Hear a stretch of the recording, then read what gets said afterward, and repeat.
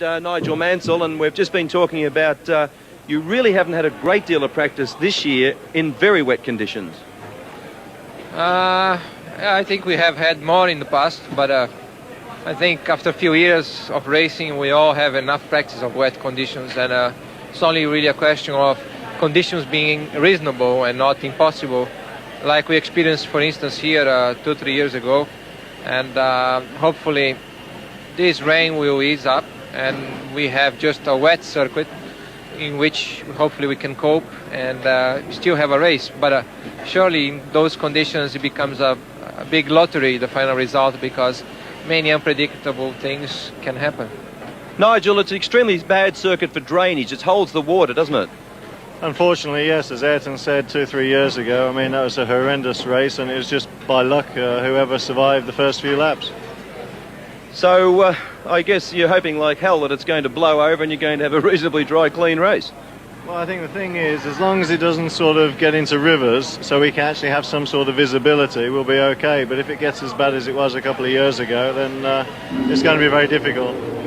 Now, do you change the cars very much for the wet condition, or do you simply just alter the brake bias in case it does dry up? Or are you going to give something away in front of Ayrton? I'm going to put 4 holes more wing on, 3 on the front, and change the springs, and I hope Ayrton does the same. Oh yeah, you're silly enough to believe that, aren't you? Yeah, maybe. Who knows? We'll find out afterwards. But you know, it's the last race. We have the pressure down.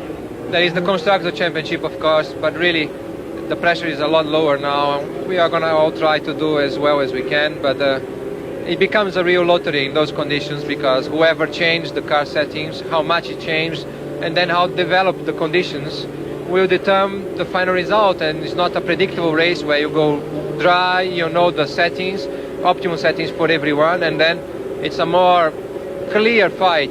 Like this, anything can happen, and anyone can win or can be second or third, and at least the championship is over. Well, that's what I reckon. I reckon the championship's over. You don't have to worry about points. You don't have to worry about thinking about the championship. In theory, you should be able to just enjoy yourself and get out there and go for it. No, that's a big mistake. The biggest thing we've got to worry about is staying on the circuit. Sure. Okay, good luck to you both. Thank you. Back to you, Ken.